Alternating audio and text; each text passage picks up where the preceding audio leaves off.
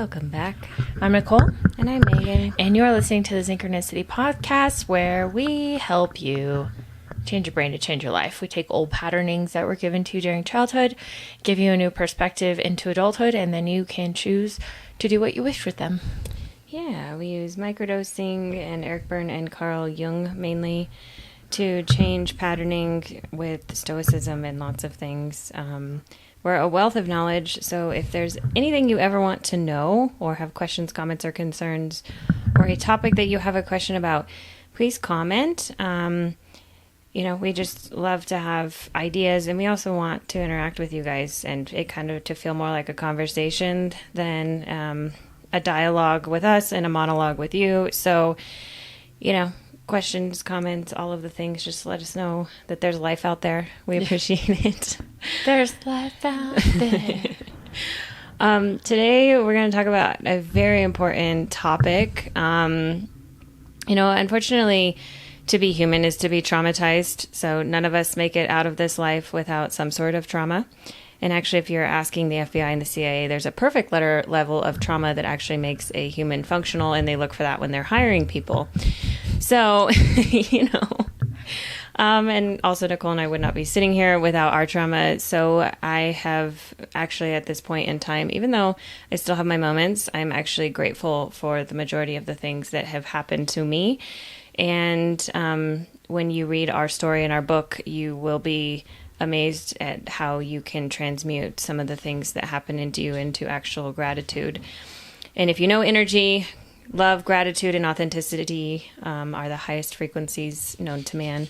So you can transmute them. So in July, August timeframe, I think it will be July, but no later than August, we'll have our book published. So anyway, so that's been a fun adventure too. But if you haven't watched the new Gladiator movie, I highly recommend it. The shark part was my favorite. It's kind of ridiculous, but the actual message of the movie is very, very big. And we actually have a crazy story about that because when that movie came in Oregon, and we went to a meditation class with him. Sorry, my nose itches. And when I was meditating, it was all about forgiveness and things like that. And what actually came through was the Marcus Aurelius quote that the best revenge is to be unlike him who performed the injury, not energy. I mean, it is energy, just bad energy. It is an injury. So it was just funny that came through. And then legitimately 2 nights later, we went and watched the Gladiator film, and it was the same. It was all about the same quote. Yeah. Synchronicities, if you don't believe in them, then read Carl Jung's book on synchronicities. That will change your life. It's actually also what our company is named after, is Synchronicities, because this is all just one big synchronicity. But then we decided to change it around and put some Zen in it, and, that's also very Carl Jung. No, it's also because all the synchronicities happen in batches, and everything happens all at once, which Nicole and I are witnessing right now, and it can be very overwhelming. So you have to be zen when the synchronicities hit, because they hit all at once, and then it's just like dominoes, and you're just like, hang on, because everything, and right now it's all good things. It's just overwhelming because everything hit all at once, and it's like, book, scale the company, put it in, and we're like, okay, we're just doing, yes. Yeah. So we're just being better, and we're being unlike those who are before us. Shiloh's throwing a temper tantrum because Nicole gave her a play toy that she likes. When she goes visits Gigi gets all of the marrow out of her bone for her. So then she comes back and throws temper tantrums thinking that we need to do it for her. So when we're in the energy of revenge and all of the things, like Shiloh throwing her ball at us and telling us to, like, get it together and act like my grandma. So she's now throwing a fit. Be an employee. I'm a Dalmatian employee, not a mom. That's where we're at. Anyways. Isn't being a mom an employee? Yep. Masculine. I guess I'm an employee. I work for the Dalmatian. So anyway, the important part of this is just understanding that to be human is to unfortunately face trauma. And trauma is just an extreme form of adversity, right? So it's all what we do with it. And true trauma that, is used correctly actually puts you on your life course. Without it, you wouldn't have like detours in the road and be who you are today. So when you find the bright side of things, right, even if it's turning around and helping the people behind you that have been through similar situations, then you are essentially outwitting the devil. If you haven't read that book, then read that, because that is also very helpful on this entire thing. But also just being a stoic, and a lot of Marcus Aurelius's books helps with really understanding to be in the world but not of the world, because you realize that being human is just kind of crazy. So you practice forgiveness in all things and not holding on to things, because holding on to grudges is like drinking poison and expecting somebody else to die, is a great analogy that I have heard. And again, it's all about acceptance versus tolerance, because if you're in tolerance of your trauma, you have not crossed over into using it as service or to better your life, and in doing so better other people's. Well, and I think the main part about this is that if you watch the first Gladiator, it was all about his sacrifice for the greater good of Rome, right? Like, he fought for and was captured to be a gladiator, and he rose above it, and he like broke the norm.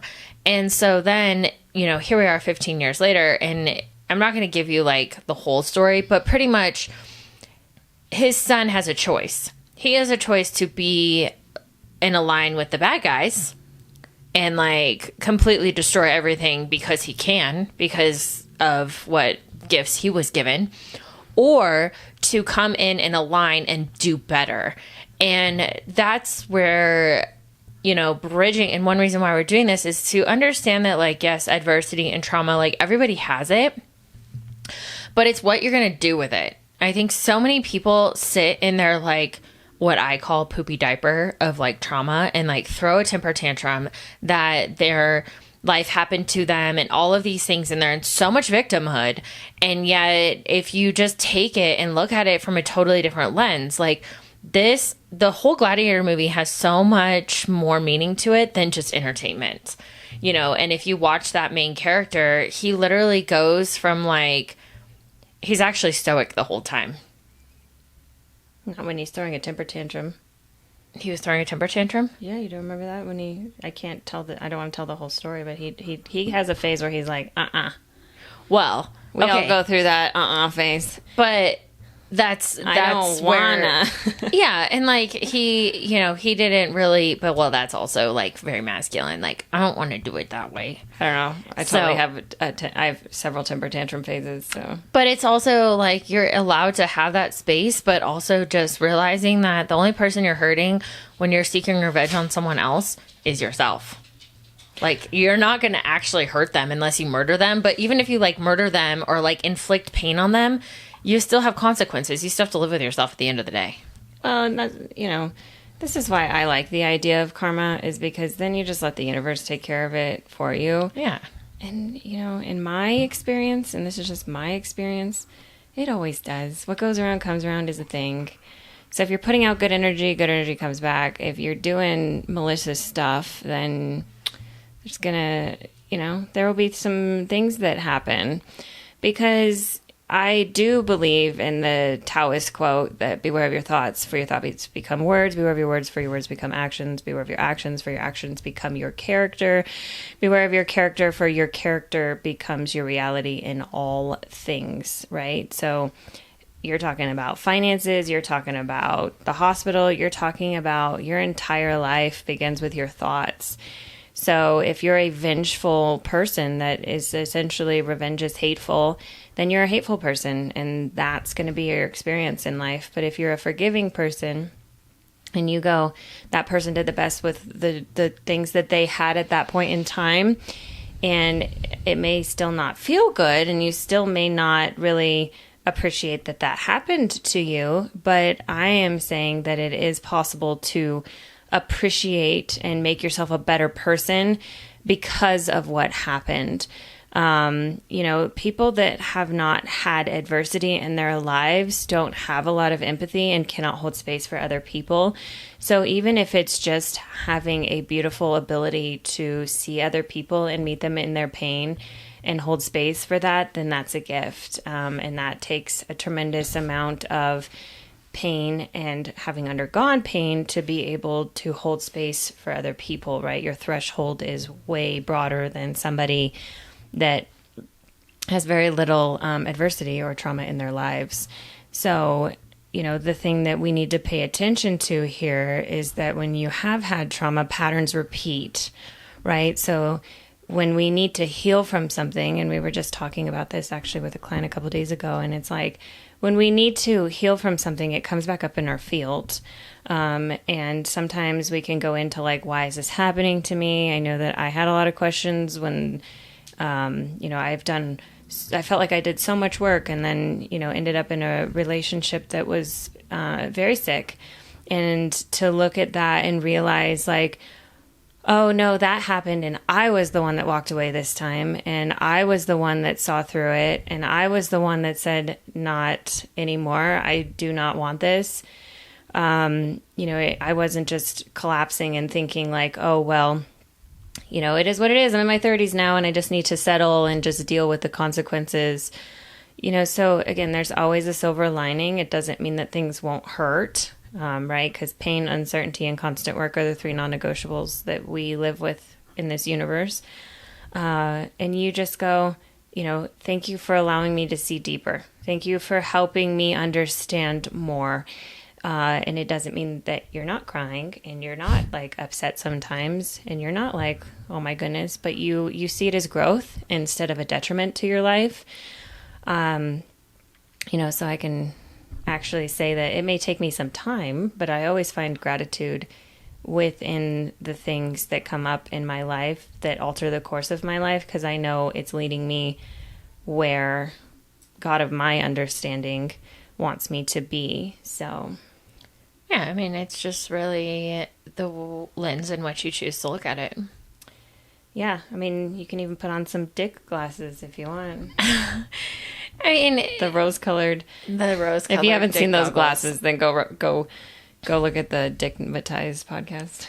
Yeah, it was a good one, but it's really just giving yourself the choice of if you want to stay in the pain, but also remember that hurt people hurt others. Mm-hmm. And the more work you do, the less hurt that you will inflict on others, and that you will understand that everybody is truly, in my opinion, doing the best they can with what they have. Now, are there people out there that are very broken and like inflicting pain on people? Absolutely. That's just like the part of being human. But a lot of those individuals probably have no actual idea that they're doing it, due to their trauma is so deeply layered on top of them that they actually can't see clearly on what is happening, because that is what happened to them. So they're repeating a pattern that they're not consciously aware of to be able to heal. So when you look at that perspective and you look at the world around you and you take this quote and you potentially go watch The Gladiator, you see that there's choice in everything. And what you consciously do with those choices in the moment are what changes the trajectory of your life and your relationships in the long run. Because we all have choice at the end of the day. Well, not all of us, but majority of us. The majority of us do. When you recognize that you have choice, then you have choice. But you first have to recognize you have it, because true ego dystonic, and if you don't know what that means, go watch our podcast on ego dystonic. But it's essentially who you are and how you act not aligning, essentially. When we're traumatized, ego dystonic is just acting like the person that traumatized us, right? Like bad girl or bad boy energy is just acting like the person that inflicted the trauma to begin with. And so wrapping up this entire podcast is just saying, like, you are being a rebellious good person when you don't act like the people that did the harm, and you don't pass it on. You pass on forgiveness and love and acceptance versus tolerance and hate and pain. Nobody needs more pain. It's a non-negotiable, but nobody needs more of it. No. So that is just a thing that I live my life by to the best of my ability. Does that mean that I don't cause other people pain? I of course I do. Nicole even sometimes is like, yo, and I'll be like, yeah, that was, but I catch myself almost instantly. I did it the other night. I said something and I go, that was not okay. And I am sorry that I said that, right? So you just catch yourself faster, because we still all have those little, like, especially when we haven't eaten and we're tired or there's just a lot of stress, but it's catching yourself and being like, oh no, that is not the character that I align with, because we all have dark energy within us, but it's not allowing it to run the show. Yeah. And that's the game that we have to learn to play. We call it the gotcha. Like anytime we slip up, one of us will be like, oh, they gotcha. They gotcha. Oh, they gotcha. And so if you think about it that way and you kind of make humor around it, like we make humor around it, because it actually changes the pattern faster in the brain, because then next time it happens, you're like, oh, wait, do I want to get ya? Do I want to get got, right? Like, because it's... Then they win. And the game of stoicism is... The game of hedonism versus stoicism is actually staying in your true authentic self and like watching where your behaviors are, and your behaviors don't mirror trauma. They mirror what is best for you in the moment to not inflict additional pain and perpetuate the problem and the trauma that is already happening in our culture. Yeah. So, believe in a good God and not a bad God, because it all comes down to, do you believe in good and happiness and love, or do you believe in fear and hate and pain and suffering and all of the things? So remind yourself of that when you want to be a jerk. And if you want like a true, if you want to just like completely blow the lid off of this, go read Napoleon Hill's book, Outwitting the Devil. That'll blow your mind. It will blow your mind. And it will also give you an entire different perspective on reality. The book was written in 1937 and not published until the early 2000s. But it's wild. 2015. Yeah. So, but if you're watching this on YouTube, thank you so much. Please subscribe to us. We are literally been a YouTube channel for a little over a month. So any little bit helps. Comments help. It all helps.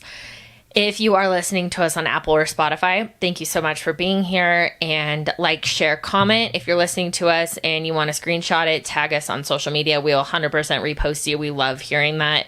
Many of you have been engaging over there, dropping comments on YouTube. We love it, love it, love it. Keep it coming. If there is anything that you want to hear, any topic that you're interested in, anything you would love for us to elaborate on, you can drop it in a comment, or you can always send us a direct message over on Instagram at synchronicity_sisters. Till next time. Bye. Bye.